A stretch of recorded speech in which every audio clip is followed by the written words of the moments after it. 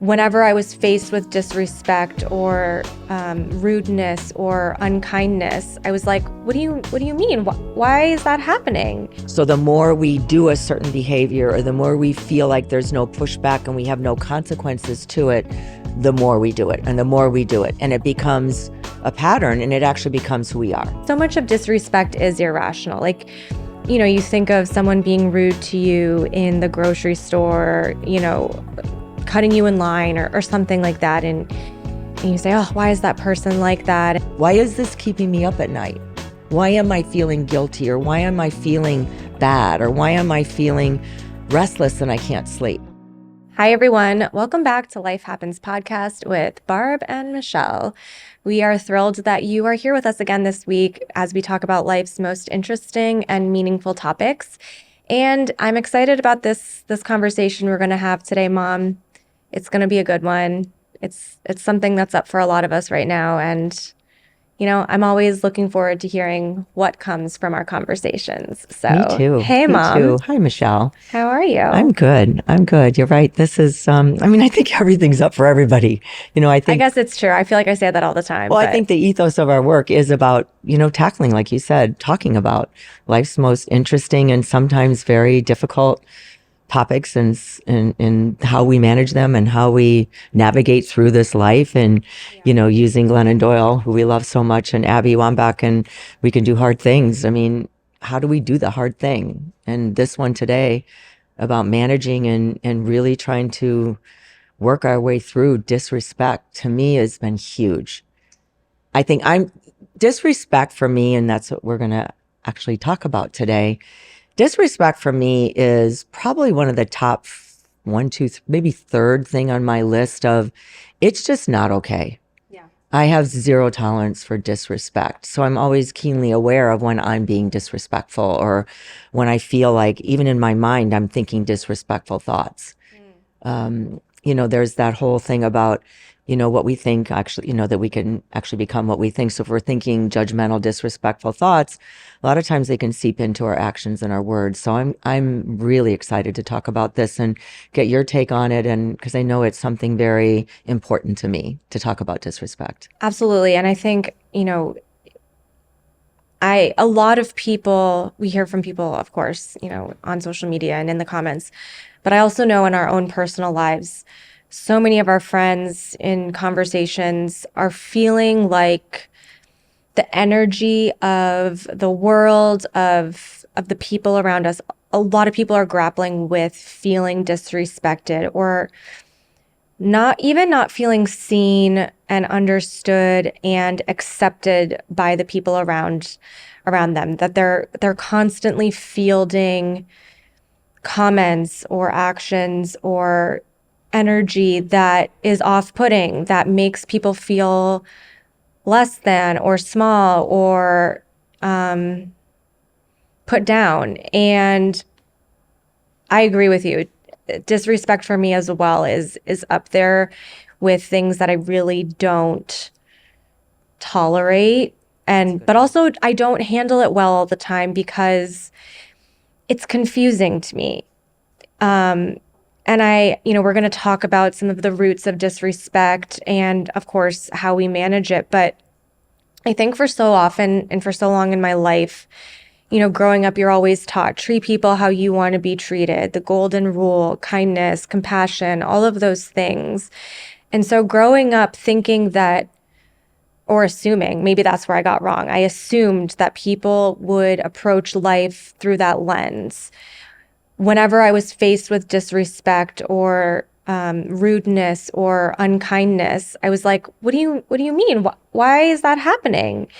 And I think for a long time, it just confused me. I couldn't understand it. And of course, we know that we're living in a very divided time. Tensions are high, and we live in a time where the energy breeds disconnect, not connection. And it's natural now that we are facing like high levels of disrespect. I know you love a stat, Mom, and we found some stats about disrespect, like a 61% increase in stress-related health issues at the office because of demand and disrespect. Since the pandemic in the US, nearly half, 47% of adults say people are ruder now than before. And I definitely can see a shift between pre-pandemic, post-pandemic about how people treat each other. Yeah. And so all that to say, what do you think about that? And I mean, I know we'll get to it, but what do we do about it? Yeah, Michelle, I have a theory about it. I've been thinking about this often because it is one of those things that really, is important to me. It's important that I'm not disrespectful and that I really come from a place of honoring my own responsibility. So I kind of want to go there. I'm not surprised that since the pandemic, it's up almost 50%. Because if you think about it, social media and the internet and all of those ways of being isolated or secluded at home, and we can be online. That's why bullying is up, and we can be online anonymously. We can be online and we don't have to take responsibility. We can say whatever we want, and then someone comes back at us, and we can even double down and say whatever we want and say whatever we want. And so I feel like that has kind of laid the path in a lot of ways, laid the groundwork of people thinking, I can say whatever I want. I have my opinion. I deserve to be able to have my opinion. I can say whatever I want. I can say that this person, is, I really despise when people call other people fat or ugly or whatever those, I'm not, name calling is a trigger for me like no other. You're stupid, or how did you say that, or a lot of cuss words. Now, I'm not saying you can't cuss. Certainly I've used no, I don't want people to think like I'm a prima donna that, I don't use those bad words. But when they start getting used like every other word and it gets so demeaning and so, Degrading. Yeah, degrading. I think what's happened is because of the anonymity and because we can hide behind the screen, the phone or the screen or whatever it is, I think that has been, enabled people. It's a codependent situation, actually. We are enabling each other while we allow it, and we don't know how to stop it. So we're able to do that. So I think that that's one of the ways. But the thing I really have keyed in on in my own deciphering of what is happening right now, what I've really keyed in on is I've always felt my all of the teachings and all of the things and all of the practices and the experiences that I've had, that we become the company that we keep. Yeah, you say that. So the more we do a certain behavior, or the more we feel like there's no pushback and we have no consequences to it, the more we do it, and the more we do it, and it becomes a pattern, and it actually becomes who we are. And so I think that's what's happening. It becomes who we are. So I feel like we just had an experience recently where things were, we had paid some money to do a certain thing, and it wasn't turning out the way that we expected and what they had told us it was going to be like. And when we spoke up, there was actually like a pushback. Well, we didn't think that that's what we were going to do, so we didn't know anything about it, or there was no other thing that we could do for you. And I remember feeling my hair stand up on end in the back of my neck. I'm like, what do you mean? We couldn't even do this, and we couldn't. Well, you should have spoke up sooner. And just kind of a pushback. It wasn't that maybe, yes, I probably could have spoken up sooner. You are right. But there was a pushback of zero accountability. Well, it's not our problem. And I thought, wow. And this is in business. This is not just a personal little thing. This was in business. And I'm thinking, wow, I'm thinking to myself, did they really not care? That this is happening? Like, this is a business, and we're customers and all of that. And I thought, this is face to face. So this wasn't behind the screen. This wasn't behind, technology. So I thought, this is really interesting. So I'm even more excited to talk about this today, because it's actually bled over into all phases of life: business, personal, on the screen, not on the screen, in person. And I think what also then that feeds, because it's become part of our culture, or maybe become part of the personality that the person, or the behavior that the people are representing, then it actually gets ugly and mean and nasty. And I think then that bleeds over into violence. Yeah. So that's my 30 second. It was a little more than 30 seconds, but more than 30 seconds. Well, that's my take on it. That when we consistently don't call ourselves out on, wait a minute, Barb, you were being a little disrespectful here. Back up, apologize, and start over again. We can't take it back in terms of We did the thing, but we can take it back by doing a genuine apology. And we always say a true apology is change behavior. And by really saying my behavior, we don't have to actually say, oh, we are bad people.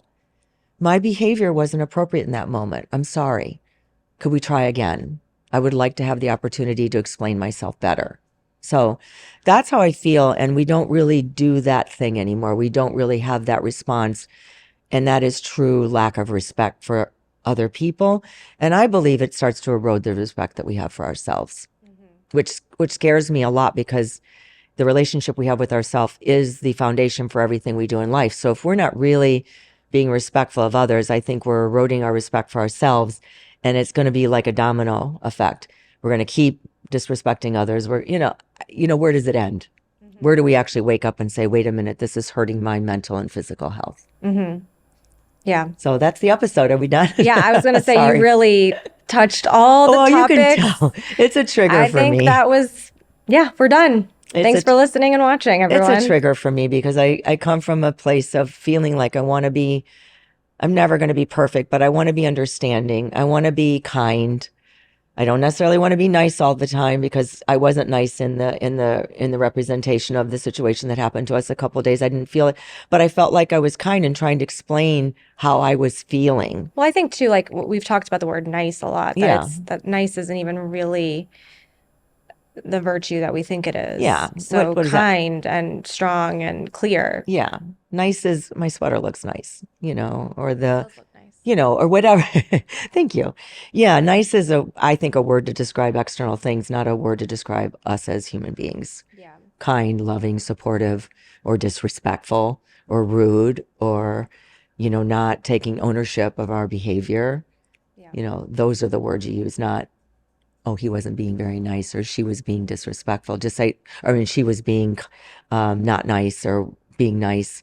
No, she was being kind, or he was being disrespectful. I think using the words that call out whatever the behavior actually is more helpful. It's helpful for me in the insight for myself, because I'm always wanting to take responsibility, because we are not perfect.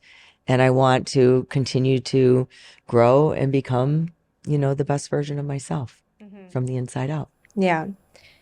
It sounds like from what you were talking about at the beginning of what you were saying, that one of the main roots of this increase in disrespectful behavior is that there aren't consequences for people's bad behavior, or that not enough people are experiencing the consequences of disrespectful actions or words. And I think especially, like you said, because of the internet, we are able to say hurtful and unkind things to people, and it can go unnoticed or it can go unchecked, and therefore gives people the pass to then bring it into, face-to-face interactions, because it doesn't matter anyways.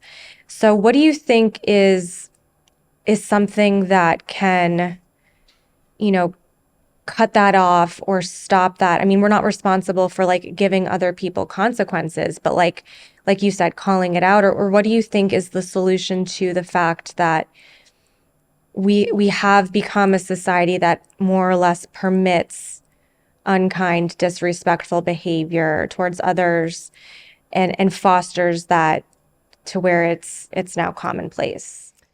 That's a really good question, Michelle. And I feel, kind of to back it up a little bit and kind of paint the softer side. Okay. The other side. There's always many sides to everything. So the softer side of disrespect, I think, is we are overwhelmed. Yeah.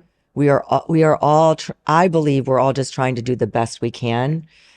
I try to believe that from the end, that we were all coming from that space, but then sometimes we get very disrespectful and then harmful, and then all these horrible things happen where we're actually degrading other races or degrading, people and places. It flows into that very, very, very awful and destructive and not tolerable place of disrespect. So I think we have to get our overwhelm in check. We have to understand, we have to be able to say to ourselves, I'm feeling overwhelmed right now. Barb, take a moment.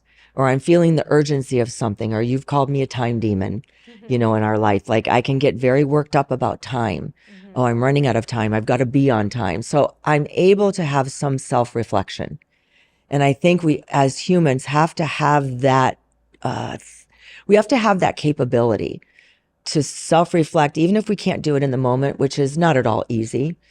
But often I will lose my temper, or I will be disrespectful with something I've said, or a behavior, or an energy that I've had. And later on I'll say, oh, wow, I was disrespectful. So instead of beating myself up and allowing it to fester, I'll think of an action. Yes, what you said may have come across disrespectful. Now, what can you do about it? And so I think those two things, try to mitigate the overwhelm. What can we do about the overwhelm in life? What can we do about feeling the urgency of time? And then one of the biggest things, and I did a whole workshop on this about 10 years ago, entitlement. And it doesn't necessarily mean entitlement with resources or with the things or the material things that we have.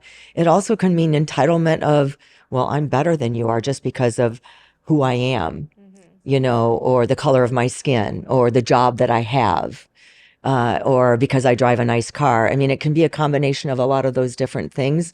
So I think we have to really look at, I feel like often we're coming from a place of entitlement. It's owed to me. Well, why? I feel like that's seeped into the mainstream of the way we interact with each other more than maybe we're willing to admit or open our eyes to see. I'll never forget getting that first paycheck. It felt amazing. But the truth is, I had no idea how to manage it. If Cash App had been around then, it would have made everything so much easier. And now parents actually get to give their teens this tool. For all the parents out there with teenagers, we know you're already trying to juggle a million things and keep it all under control. Cash App is here to help make sure your teen's money and their spending isn't adding to all the craziness. With the Cash App card, available to teens ages 13 to 17 with sponsorship by an eligible parent or guardian, every transaction triggers a real-time notification for you to see, empowering your teen to practice independence while giving you peace of mind by keeping track of their spending. You can also manage everything directly from your own Cash App account without having to switch between the two. Finally, with Cash App, there are no monthly fees, no minimum balance requirements, and no hidden charges when spending or receiving money. With the Cash App card, you and your teen's balances receive 24/7 fraud monitoring, and if something ever feels off, you have the ability to lock their card right from your phone with just one tap. Parents, it's time to start focusing on your teen's financial learning and growth instead of stressing about the fine print. If you're ready to give your teen more independence while staying in the loop, start by downloading the Cash App and setting up their account today. For a limited time, new Cash App customers can earn $10 when they use the code FAMILY10 in their profile at setup and send $5 to a friend within 14 days. Terms apply. Cash App is a financial services platform, not a bank. Banking services provided by Cash App's bank partners. Prepaid debit cards issued by Sutton Bank, member FDIC. Visit cash.app/legal/podcast for full disclosures. Not to sound like a broken record in all of our episodes, because I know we talk about this often, but it seems to me like disrespectful behavior really stems from unchecked emotional regulation. Yes. If you're not actually becoming present to your feelings or understanding your feelings or feeling your feelings and pushing them down, or, you have something that happens to you and it makes you feel a certain way, but you don't actually process it. It gets pushed down. And like you always say, feelings that aren't expressed over time come out sideways. And I'm just wondering if these disrespectful outbursts or knee-jerk reactions or saying things in the heat of the moment are also fostered by, unprocessed emotion that then becomes irrational, because so much of disrespect is irrational. Like, you think of someone being rude to you in the grocery store, cutting you in line or something like that. And you say, oh, why is that person like that? And something like that, but it's usually not that deep, but we make it personal and we take it so personally. And so is there a way for us to start to check in with ourselves so that we are not an example of someone who breeds disrespect, but also to remember that I do believe that when people are disrespectful towards us, it isn't personal. It feels personal and it can be hurtful. And I think that's a key distinction. Even if it's not personal, it doesn't mean that the impact isn't harmful. Right. And impact is important to remember, especially if you don't even intend to be disrespectful. But how can we remember that it's not personal and not take it in as if we make it true for ourselves and give it meaning in our lives? That's huge, Michelle. I love that question. I first want to answer the last part of it. And I think that's why boundaries have become such a thing to talk about today in this world, in this generation. And, Nedra Glover Tawwab has been one of our favorite people who has written so many amazing things on boundaries and how to enforce them. Because yes, when someone disrespects us, it's not personal, but it feels personal. So we have to honor the fact that we are affected emotionally and personally, even though I believe what we need to do is try to separate it, that what they're saying to us, we can't allow to affect our self-worth and our self-esteem because it's not personal in that nature. They are coming from their own values and their own ways of seeing things and believing things in their own perceptions, which has nothing to do with us and everything to do with them. But it hurts. Yeah. But we have to deal with the emotional. You can't bypass the fact that it is painful. You can't bypass the fact that it's painful. And that's where boundaries come in with, okay, look, you did this. And it sounds harsh, but and if they're not even willing to own it and not even willing to say, oh my gosh, I get it. Wow, I don't even know what was going on with me. I'm so sorry. That will never happen again. Then you're like, okay, yeah, happens again. You're out. And I don't mean that by being very harsh. You set these boundaries in a way that, yes, I wish you well, but you're not in my space anymore. Because we are always going to get triggered, or we're always going to be offended, or we're always going to have those same emotions when other people, if it's the same person especially, is disrespecting us. If they can't see their participation in the disrespect, we can't make them see it. We can only make them aware. And then they have to become aware that oh my gosh, it is something inside of me. It's not, that's that thing of, you did something to make me disrespect you. Hell no. No. I didn't do anything to make you disrespect me. I maybe did something that harmed you or that made you feel hurt or that made you feel disrespected, but I didn't do it to make you, how am I trying to say this? Like whatever behavior I did. You're not responsible for other people's disrespectful behavior. Yes, exactly. I'm not responsible for your behavior back at whatever it was that you think that I did. And I didn't cause the harm that you're feeling in that disrespectful moment for you to disrespect me. I think I got that all.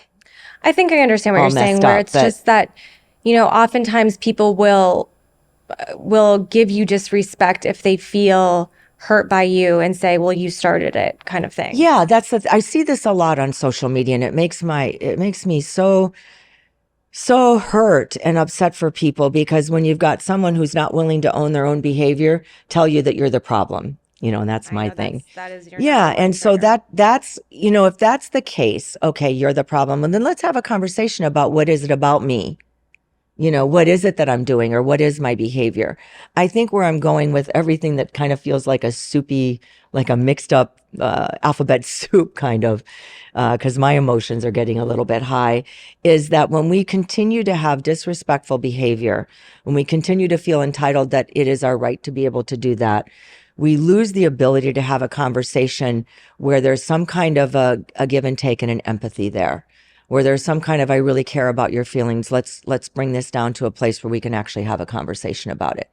Because it's never just, I don't want to say it's never just one-sided, but if you can no longer have a conversation where both people can own, their place in it, there's always, the Gottman Institute and the Gottman family has taught me so much, and I love them so much. So if you want to learn a lot about dysfunctional relationships and how to do that, I suggest reading some of their books and going on Instagram and following them. But there's always two sides, and you have to be able to have a conversation like that. So if disrespect is part of it, it makes it hard to have the conversation. And if the person's not owning that piece, it almost makes it impossible. So I feel like as I'm saying all of this, that the biggest place where I think disrespect comes from is if we are not able to own our own behavior and we're allowed to keep having that behavior with no consequences, then I believe that comes from a place of disrespecting yourself.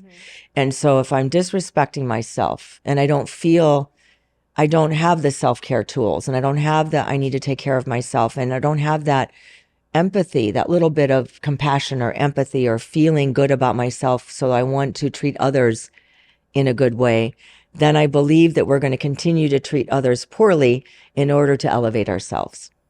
So it's like kind of the thing, if you feel like you don't matter, then no one matters. Yeah. And I don't think then you get so disconnected from the fact that you don't feel like you don't matter, because then you start elevating yourself to a place of superiority.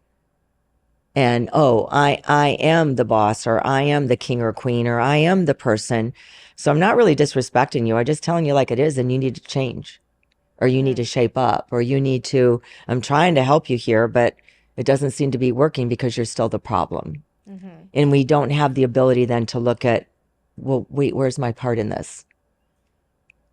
Right. You look confused because No, maybe does it I'm sound taking it in. confusing? No, I'm taking it in. It feels like I'm so passionate about this that it's a two-way street. It is And we've lost that two-way street. I feel in life because of what I said to begin, and what you were saying was because of the fact that there's no accountability and there's no ownership of behaviors. But I also think it's because we're not doing a really good job as humans in taking care of ourselves so that we can also then be there to take care of others. And I say it all the time on every episode. I think the relationship that we have with ourselves is the foundation for everything that we do in life. So if the relationship with ourselves is, I've got to have superiority over everyone in order for me to feel good about myself, it's a problem. It means that you're disconnected from yourself, Well, that because also is like narcissism. exactly. And that's where boundaries come in. It's an extreme, and that's where boundaries come in. But I think there's more of a tendency to be like that more. It feels like to me, like the episode we had the other day, the person was not willing to back down. That person was not willing to say, you know what, I see your side here. I'm so sorry that this happened. What could I do? But not to play devil's advocate, but I do like to play devil's advocate. You had an expectation of what you thought they should say. Yes. And the expectation was to honor how I was feeling and to know what I was saying was actually true. And their response back was, well, you didn't tell us. And my response back was, but you saw it all happening. And their response back was, well, you still didn't say anything. So it sounds like you're being gaslit. So exactly. Oh, see all these new fancy words in the new generation. Exactly. And I think the thing about it was, gaslighting is a form of, disrespect for sure, amongst other things. And I'm a very amenable person. So I agreed with her. Yeah, I should have spoken up. You're right. So I was giving in, but there was no giving on this side. It was a constant, too bad, basically. You didn't speak up. Yeah, well, no, I didn't really see it. I saw it, but I didn't think it mattered. There was zero accountability. And I guess if you put that into regular life, where it's not just doing something with a business owner, if you put that into regular life, I think we do that often. And I feel strongly that it's a lack of, ability to put ourselves in another person's shoes sometimes. Oh, I can give you the break this time, but let's talk about what the behavior needs to be going forward. And I'm not sure we ever have those kind of conversations very often. What do we need to do to go forward? I know you and I, when we get into some discussions, really heated, heavy discussions, and sometimes they've gotten into pure fights, I will come back, or you will come back and say, okay, now what? Okay, let's talk about this. This I did, you did this, and blah, blah, blah. And we go through it all. And even if we don't agree, we do come to a place of, we agree to disagree about what we think the actual incidents of back and forth. He said this, she said that, he said this, she said that, she said that, whatever it was. But we always agree on feelings were hurt here, or disrespect was felt here. So what can we do about that? How could we handle it better, differently, even though we don't agree on what she said? And I think that's phenomenal. Anytime someone says that to me, I just don't agree with how you're seeing this and how it all played out, but I can see that somehow you felt disrespected in something that happened. You felt that I was disrespecting you, and that's not okay. I don't ever want to disrespect you. So let's talk about maybe what could I say to alleviate that feeling that you were disrespected, because it's not my intention. Like if someone just said that to me, it's not my intention to ever disrespect you. So that's huge when you feel disrespected. It changes everything.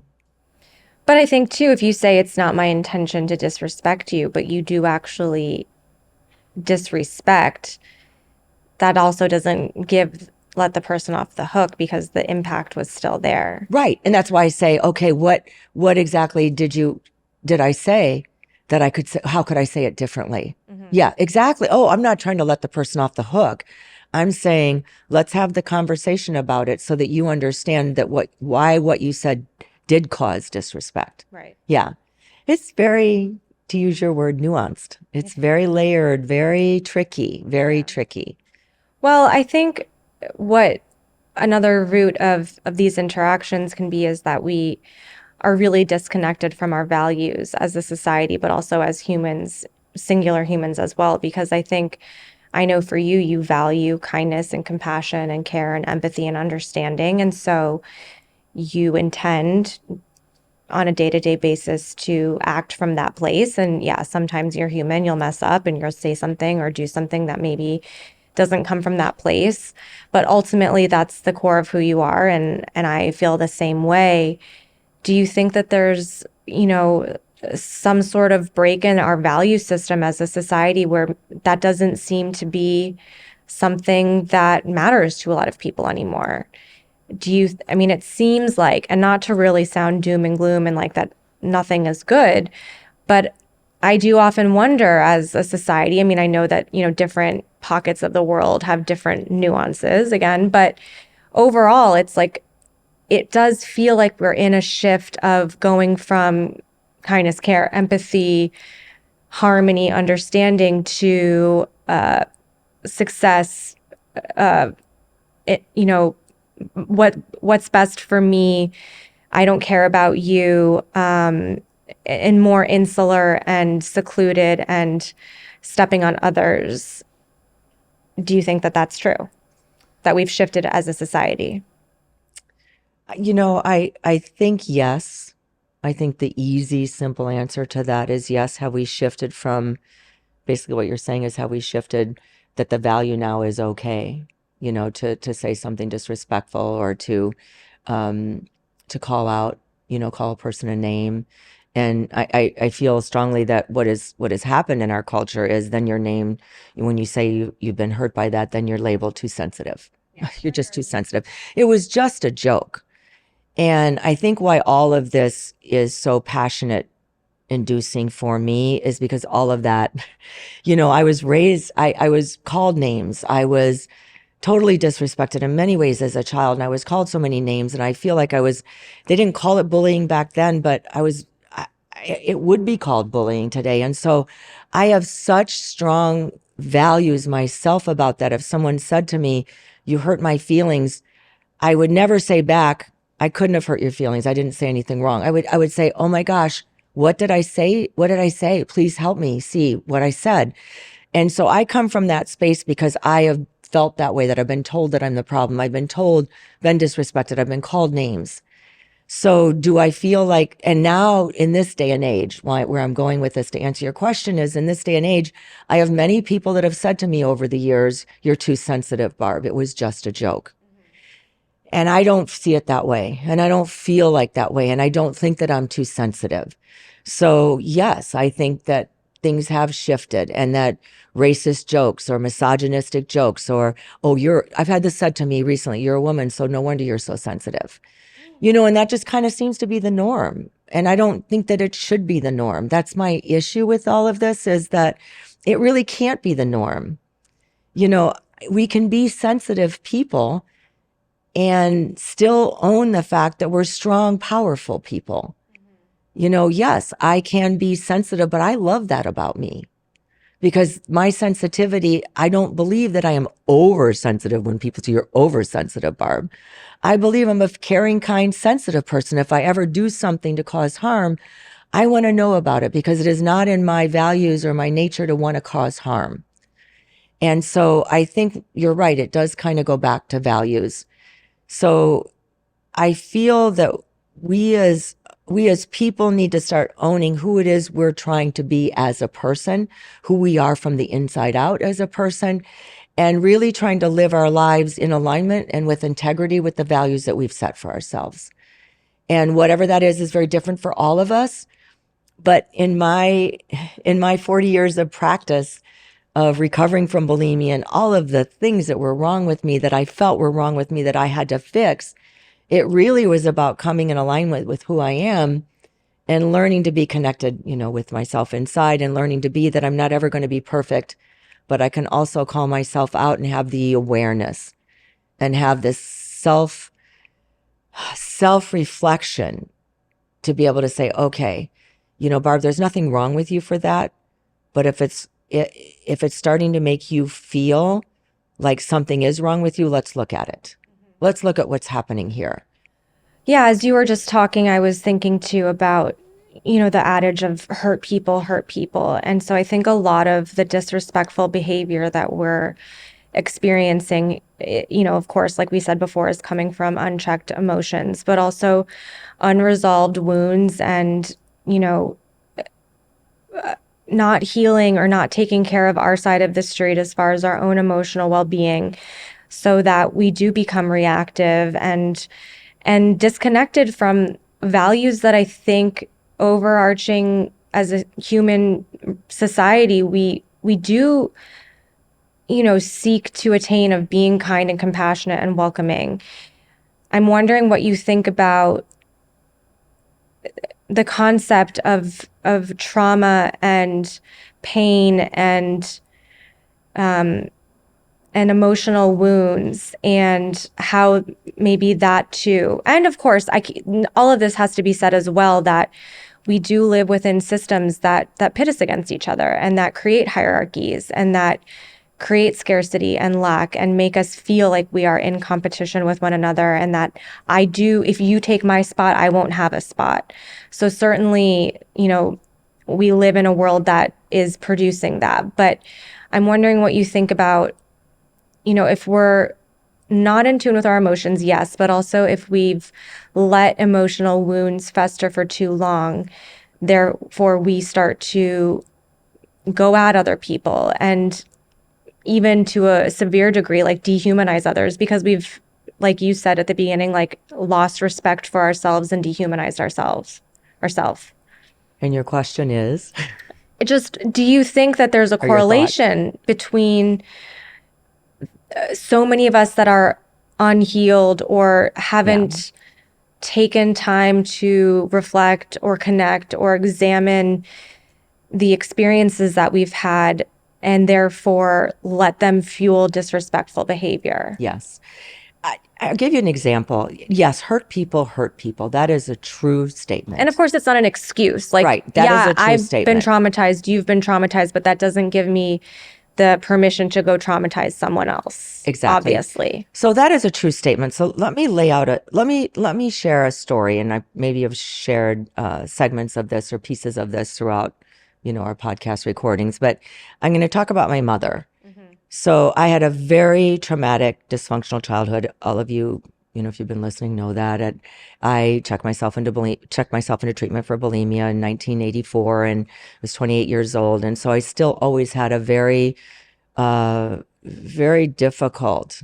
My mother called me names. It was just a very difficult childhood. There was a lot of, name calling. There was a lot of "you're stupid." There was a lot of, you don't know what you're doing. You're the problem. There was a lot of all of that. I was the oldest of 5, and I always felt beat up. I always felt like I wasn't enough. I didn't think that I mattered. So I developed this whole ability to survive, I guess, mechanism or technique, that if I just become successful and I become wealthy and I do all the things that I need to do, then I will be respected, or then I maybe have the stature in life that people will, look up to me, or I will matter, or I will be accounted for, or all those things. I just felt like I needed to do all these things in the external world because I believed all the things that were told to me as a child. I believed that there was definitely something wrong with me.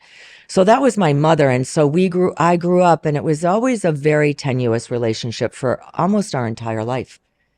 And I tried to always, as I went into treatment and practicing, the 12 steps and doing all the things that I needed to do and stay in recovery, taking care of myself and learning all those things and meditation, all of this stuff, I still never was able to reconcile with my mom. I still was never able to reconcile until one day she said to me, we were in I was crying, she was crying, and, it was a couple years before she died.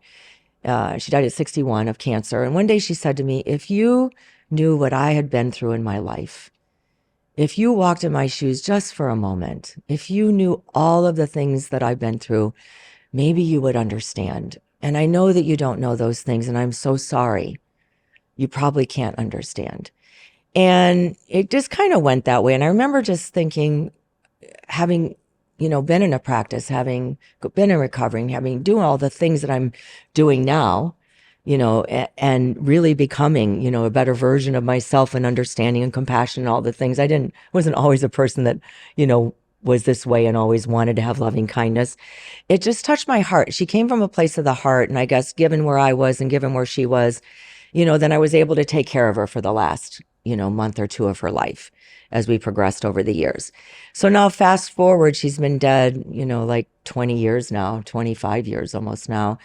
And I've been able to have a relationship with her to heal the hurt.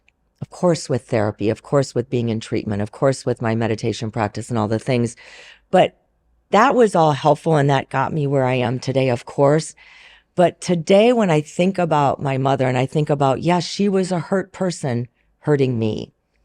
So I say all of this, that it's never too late to make amends with another person, especially if it's a family member or someone you're very close to, even if they're dead. So I can kind of see that. So what that's done for me now in my current life, when another person, I can kind of have the empathy or the openness that if someone is really being terrible and really saying very disrespectful things, kind of the first thing I say, oh, that person may have had some kind of trauma in their childhood or may have had that. Doesn't excuse it, but it helps me put up a boundary. It helps me say, I can't change them. I can't do anything about what they're doing. So I can either speak up if it's someone close to me, I can speak up and see what happens, or I can set a boundary and wish them well from afar. So I've done a lot of wishing people well from afar. That's the ethos of being loving, caring, kind, but it doesn't mean they have to be in my life. And I think if we can start to find that balance of, we don't always have to have family members or friends or people in general or colleagues or business people in our life. And it doesn't mean we're being mean. It doesn't mean we're being disrespectful. It means we're taking care of ourselves, understanding that they can go live their life in the way that they need to live it after I've spoken up and said what is causing me to feel hurt or causing me to feel like you're disrespecting, a race, or you're disrespecting people that I care deeply about. And, we're done. I don't know if that answers your question, and that, yes, hurt people, but I also think that we can use that in a way that gives us the space to disconnect and not be hurt. It's not an excuse. I have potentially I don't know if any of a that controversial question. Okay, good. To follow up from that. Fantastic. So, I mean, obviously you are my mom, and I know your history with your mom, and I know your background and everything that you talk about on the show and personally, et cetera, et cetera. And so I'm curious, when you had that conversation with your mom where it was very emotional and you were crying and she said to you, if only you knew what I've been through, you would understand. Certainly, because I know that you're an empathetic person, you probably felt empathy towards her. But, and again, this is why I think it might be controversial, is you were an adult when that happened. So you were probably what, 40 or Yeah, 40 something? 40 something, 40. Your age. Not your age because you're not 40 yet. Sorry. Probably 45. Not to say that getting the acknowledgement that someone has harmed you isn't enough. But in that moment when that was expressed to you, did you feel like that was what you needed? Because I mean, what I'm trying to say is it's nice to have that acknowledgement, but you lived a whole lifetime of harm. And I say this because I don't want people to think I that agree. they can just say, yeah, I spent my entire life being abusive, but I had a tough life too, and you don't agree. understand, so it should be okay. How did that make you feel when you heard that? And did it, how did it make you feel? Okay, so I'm so happy you said that because I think the last part of last part of my answer back maybe was diluted because it was so long. So the key factor in this was my mom was dying. Right. She was dying of cancer. She only had a very short time to live. So that changed everything. It changed me. It changed her. I think for her to here, she was 60 years old. And for the first time in my life, she was saying something like that to me. I know that I hurt you. I feel terrible as a parent. All the things that you would want a parent to say to you, but you want them to say that to you before they die. Right. I mean, you want them to say that, excuse me, you want them to say that to you if they're not dying. So that's the difference. If she had not been dying and said all that to me, we would have had a long conversation. We would have said, "Oh my gosh, Mom, I understand that." And yeah, now that makes sense. And I appreciate you saying you're sorry and you're crying and you feel bad. And, she said, I love you so much. I know that I've hurt you. I didn't mean it was a long conversation. We're both crying. Yeah. If that would have been, and she wasn't dying, oh my gosh, I don't know where that would have gone. I don't know if it would have gotten confrontational. If she'd have kind of woke up and said, well, wait a minute, that doesn't mean that, that you didn't deserve some of it. I don't know where she would have gone with that. Right. But in that moment, I knew she was dying. And so it was enough for me to have that. I'm actually teary now. It was enough for me to have that because it shifted. I knew she was dying. And I thought, what kind of conversation could we possibly have? Because I didn't know where it could go and I didn't need anything more. I guess there was a place in me that I just needed to hear that. So it was enough. So it was totally enough. Would it have been enough if she wasn't dying? No. I don't believe it would have because the behaviors might have still been the same. Right. See, everything does go back to that simple statement. Like you get some sort of moral clarity when you're reaching the end. Well, definitely. And you get what you need. I think this is what I'm so happy you asked this because this is what I really want to impress upon people when you are being disrespected and you've lived a traumatic life or you've been in a place where you've been really beaten down totally. I think you have to do the work. You have to find a trusted person that you can talk to and share these things with because I could not do it alone. I'd be dead right now. I'd be dead a long time ago. I stored all of this pain inside of me for so many years until I was, 28 years old and almost died of bulimia at 28 years old back in 1984. Practically no one heard of bulimia back then. So no, I feel like all the practice that I've done and all the therapy and all the close knit friendships that I've had and all the work that I've done on myself and AA and the 12 steps and reading all the inspirational teachers and following teachers and going on retreat. I mean, the list is this long. So yes, we have to find the ways where we can actually start healing from the inside out and start speaking about all of our traumas. So had she said that to me and she was going to be living, yeah, I would have needed more. But because she was dying, given all that I had done the work on myself and been in a place of that was enough. That's what I needed. And so I could then be her caretaker for the last moments of her life. It was a few months. I could then be the caretaker and I could, do whatever I needed to do, understanding, because I could feel, and here's another part of it. When she said those things, they came from the heart and not from the mind.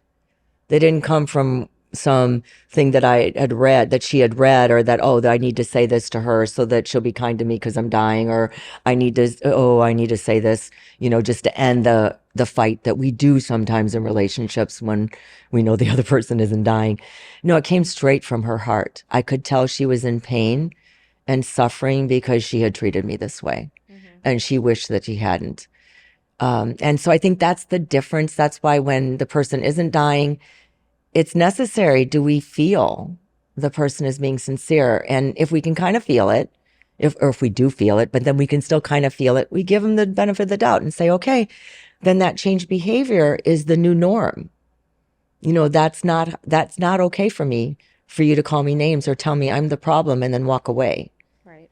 So there are many different incidences of how we handle disrespect and how we handle relationships in disrespect. And I think when someone is dying, it's different.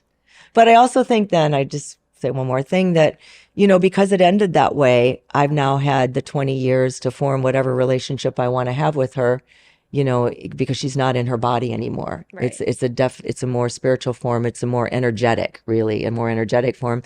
And I can see her in certain things in life, like butterflies or things like that. And I can hear her say, Barb, you're being too hard on yourself. Ease up. I love you. Which would never have happened in the physical form. I think all of that to say that the concept that hurt people is valid, but we don't have to perpetuate that cycle of, No, we can't. If we've been hurt or victimized or traumatized, it's not giving us permission to be unkind and disrespectful.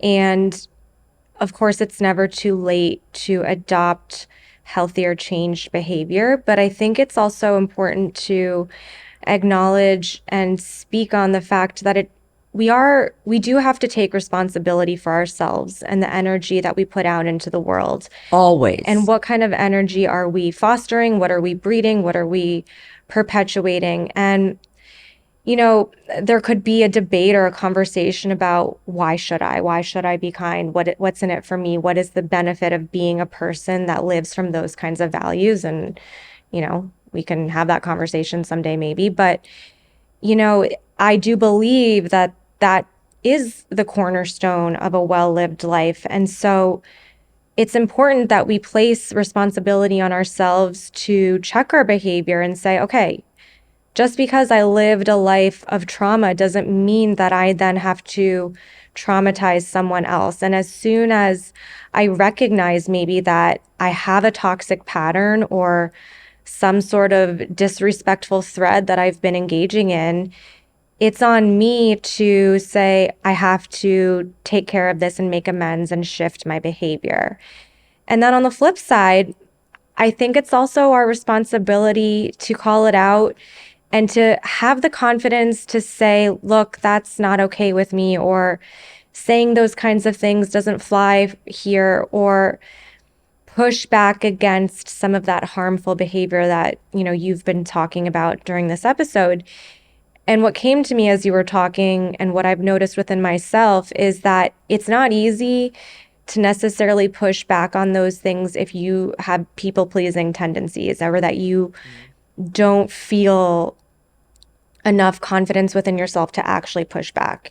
You'd rather take the hit than speak up. And all I would say to that is, like, you just gotta start building up that muscle of little by little, feeling more and more comfortable in doing so, because it is worthwhile to push back on some of that so that we do start to, create new grooves in our collective brains of, like, no, we don't have to be a society that's disrespectful and unkind.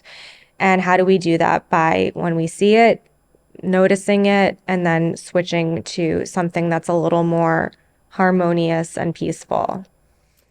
I think, Michelle, it is a lot. And this is a huge topic, I think, that we're talking about here today. And I think the crux of it is you have to have a relationship with yourself, and you have to care about, what am I doing, and what am I thinking, and what am I saying, and how am I acting, and what is my behavior, all of those things. And the only way that you do that is if you have gone through trauma or you have gone through hurt, is you get help, either through friendships, or either through community, or either through groups, or either through therapy. Like, but you have to, like, nobody just, you can't force a person to this. So we have to start having some self-awareness.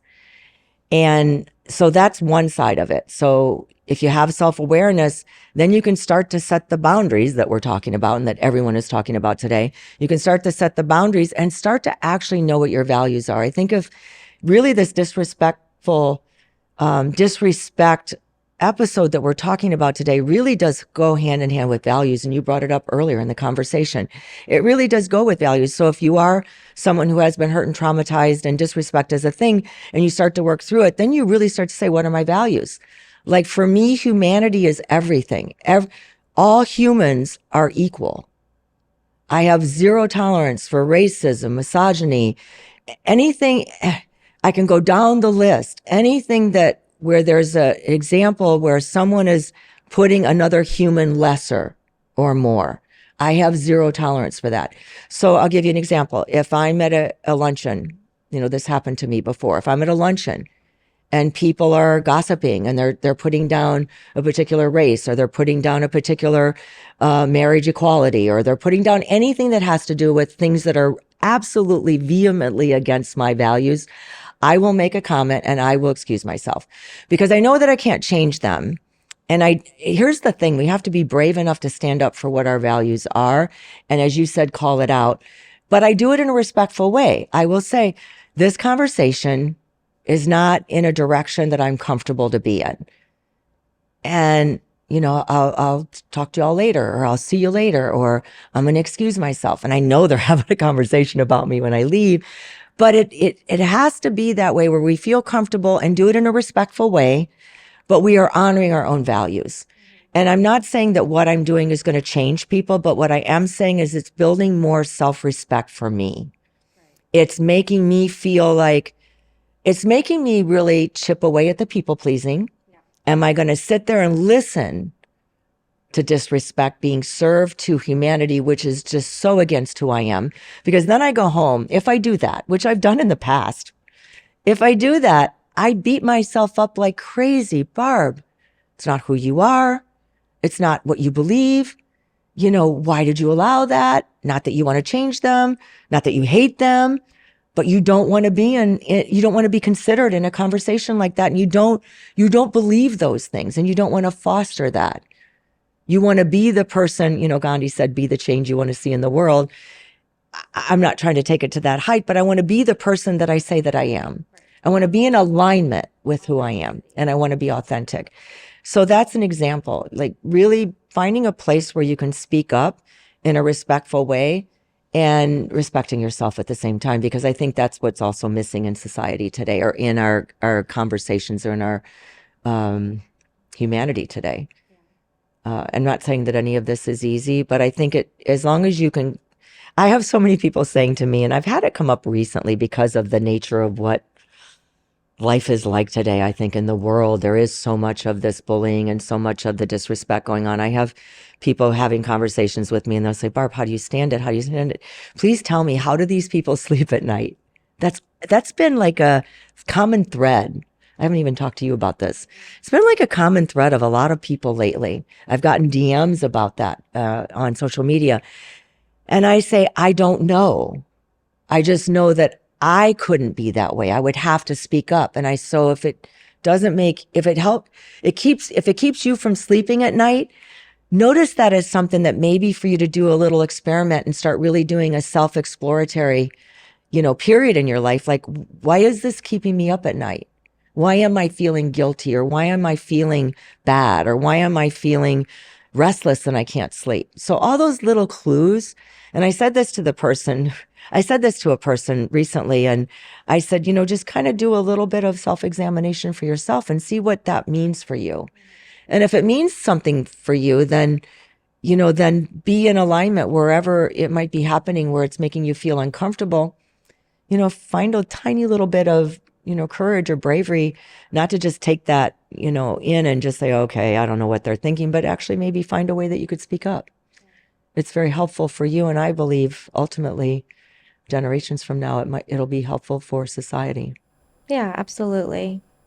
I don't Yeah. know. I hope this Well, I hope makes this conversation sense. was helpful for our listeners and viewers just to start to digest the energy of disrespect, where it's coming from, what we can do about it. And ultimately, I think, as we leave this episode, it not to sound doom and gloom, but it is on us to take on the responsibility of the energy that we're cultivating in our world. And if we truly want to live in a world that isn't disrespectful and entitled and selfish and, you know, cut off from one another, we have to start, like you said, with the Gandhi quote, like being that change and being someone that leads with compassion and kindness and speaking up if there's disrespect or rudeness and maybe making those uncomfortable choices to, push back against some of those things so that we can start to see that shift. But it does, it's like one small thing at a time.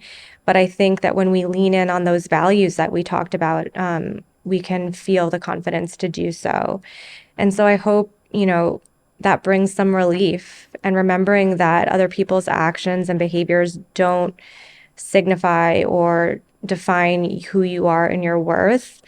And, I love this to close with Brene Brown's quote about disrespect. She says, "Don't grab hurtful comments like arrows and put them in your pocket to use later. Step over them and keep going." And I think that is like the takeaway wrapped in a bow of everything that we talked about. So, Yeah. And for me, when she says step over them, it doesn't mean to take it. It means for you to wish them well from afar and keep on keep it walking your moving. path and honoring your own values and purpose and passions in life. Yeah. Thank you for this hard conversation. Thank you, Thank Mom. you all for listening to this Yeah. hard And thank you, conversation. everyone. Let us know in the comments. Yeah. Thanks for joining us and for watching and listening along. Hi, friends. I can hardly believe that my book, Dear Friend, is coming out in just 1 month. I am so very excited for you all to get your hands on this book. I have written this for you, a compilation of all of the tools, tips, practices, and more that have helped me maneuver through my life and my life challenges.